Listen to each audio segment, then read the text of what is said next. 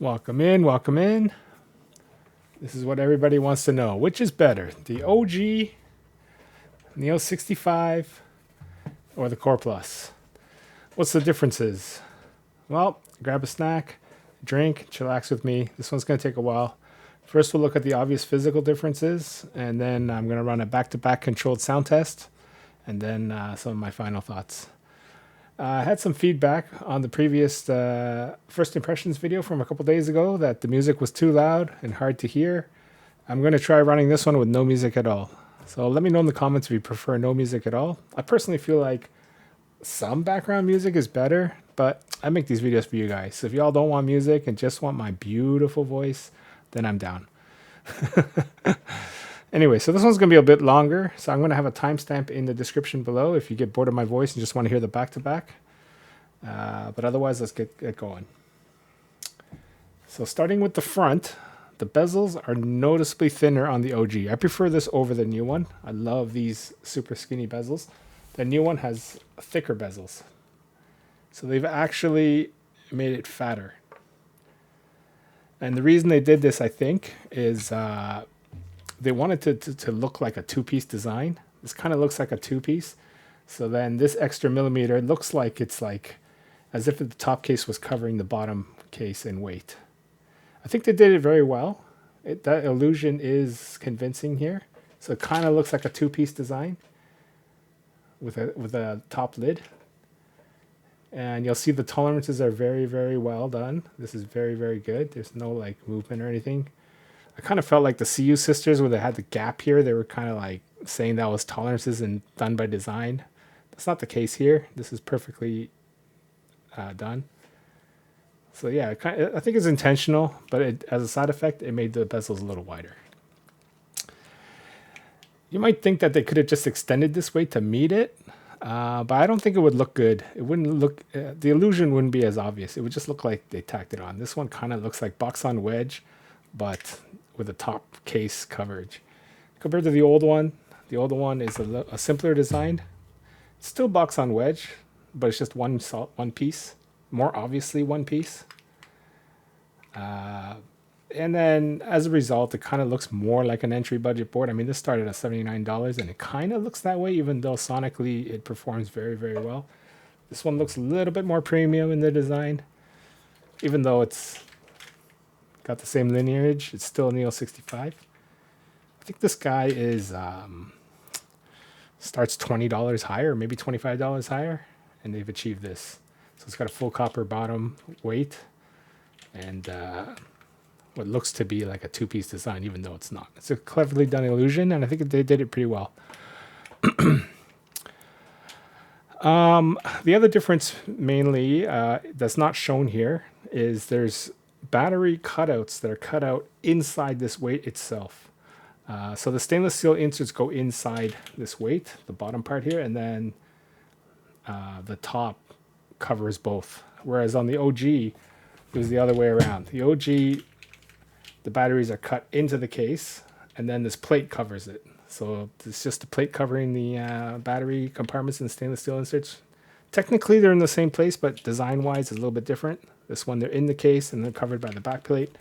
This one, they're embedded inside this copper weight, which takes up basically the whole bottom.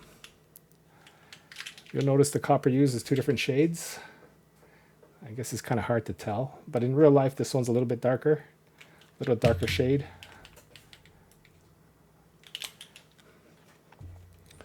It's hard to tell. And then let's talk about the ano. So it's kind of hard to tell, especially on camera with this purple.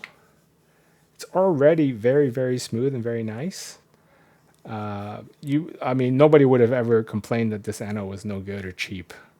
But the new one is even smoother.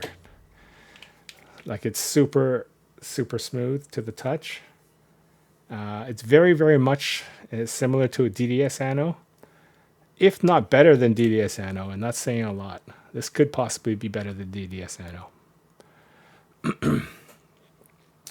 The new one has a thicker, with the thicker bezels, they did chamfer the edges. The OG one did have a chamfer, but it's barely noticeable. Like I don't know if you can see it on camera. There's a nick. Ignore the nick. So there is a tiny, tiny, tiny chamfered edge. But I think mostly they did this so it wasn't sharp. This is just to make it not sharp to the touch. But it's barely there. And the new one, the chamfered edge, is much bigger, much more obvious. So you can see here in the light, that goes all the way around the board, this chamfered edge. So it is wider, but at the same time, not a big deal. Still very, very nice. Another interesting thing is the OG actually has a lower front height. I don't know if I can show you easily on here, if you guys can see it, but the OG has a lower front height. You could feel it when you run your finger over it. There's a lip here. Basically, the height of the chamfer is the extra millimeter so that the front height has on the new one, the Core Plus. The Core Plus sits higher.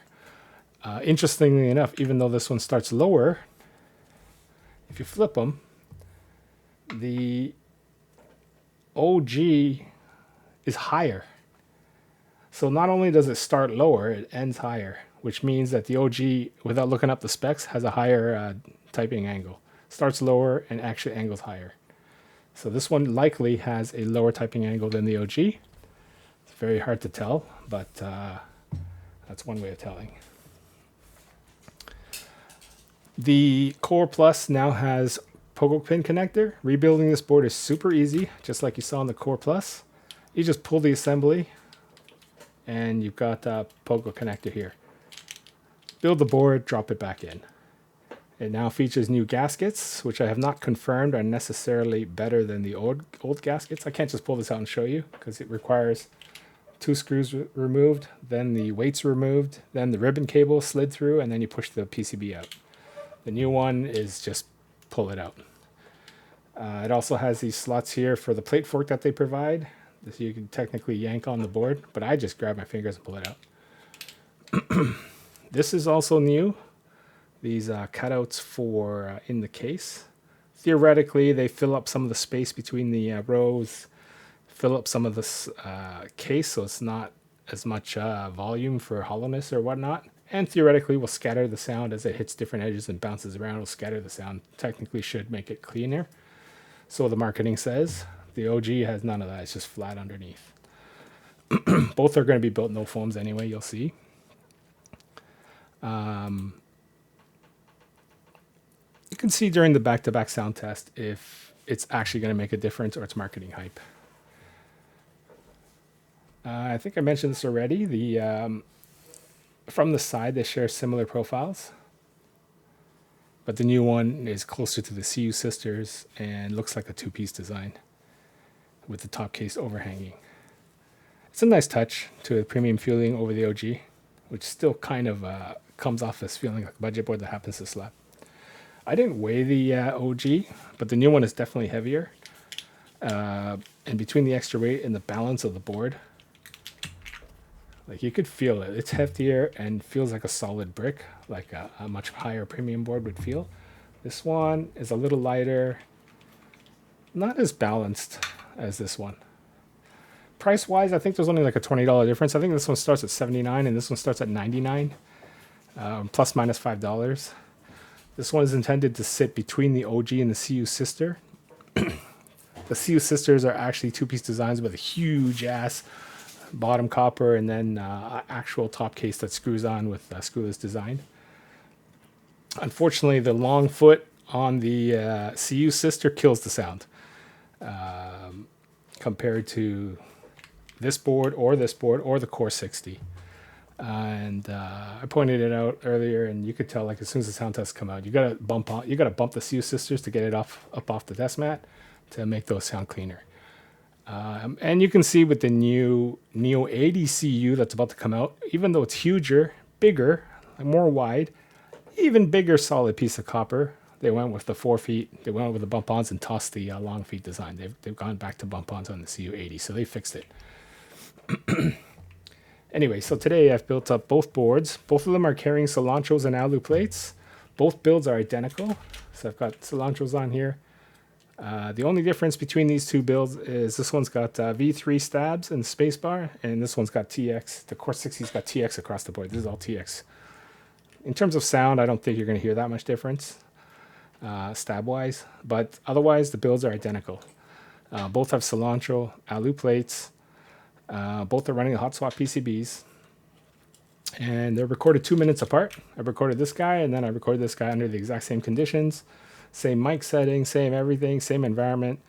And as you've seen me doing all my other back-to-back tests, spliced together 10 words apart, if you made it this far.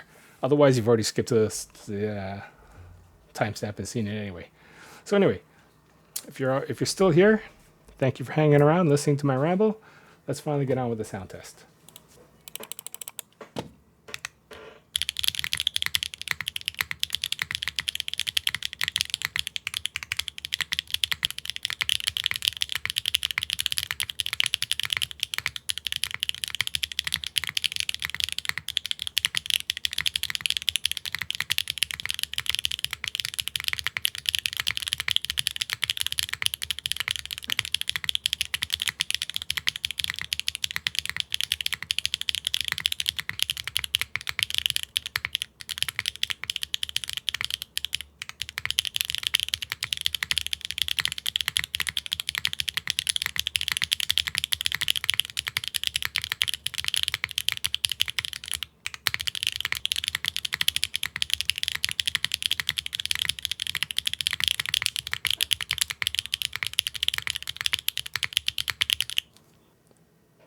All right, welcome back, welcome back.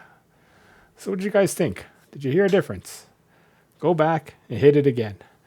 At first, my impression was the Core Plus is slightly deeper. Even once I had built these boards and I was just typing randomly on them, I thought the Core Plus was slightly deeper. And I had some reservations that the OG 65 might actually still sound better than the Core Plus. But once I recorded the two and spliced them back to back, we got a clear, direct comparison. Did you guys hear a difference, or was it extremely close? Personally, I think it was very, very close. And if the test was randomized and there was no visual cues, I think I would have some difficulties reliably identifying which board was which. They're very, very close. There are some differences. They're very, very, very subtle. I think if you go back and listen to the sound test portions, the Core Plus does come off slightly brighter. Barely. We're talking about like 1%, 0.5%, but there is a difference between the two. Given how close these two sounds, at least with this particular config with Cilantros and alu plate, I would say this bodes extremely well for this board. It means this board can carry on the tradition of kick-ass sound and also sit as the new de facto standard for sound tests. You'll see that almost every creator uses the Neo65 for sound tests. Number one, because it's cheap. Number two, it's very, very accessible. And number three, everybody kind of by now knows what a Neo65 sounds like because it's been out almost 2 years. But if this is getting that close to it, if not slightly better, then it shows how good they executed this board. This means I can highly, highly recommend this board. If this is the first Neo board that you're getting into, you're in great shape and super lucky to get a board like this at this price point to start your keyboard journey. With the pogo-pin connectors and the larger copper bottom not overly affecting the sound, this is a hella great starting point. Great value. I would have no reservations recommending this board based on this back-to-back test. There's like a $20 or $25 difference between these two, and you're getting a much better fit and finish, a much more premium-like board, and entry-level pricing. So if you're just starting out your journey, there really isn't much reason to get any other entry-level board. All the pre-builts, unless you just can't build a board, get this. All the other boards in this range that used to compete, like the Mode Envoy, which can be gotten aftermarket pretty cheap now, I still think this board kills it. Even the Agar, this board kills it. Neo is just killing it. If you already have one of these, then it's not as obvious to switch over. Unless you just want the new kid on the block, I think it's a nice quality of life upgrade if you rebuild your boards a lot. If you just have one board and you're not really in the hobby collecting boards, this is still more than adequate. On the other hand, you can sell this aftermarket and pick up this guy, and you'll be set for the next little while. The Core 60. The Core 60 is an excellent board.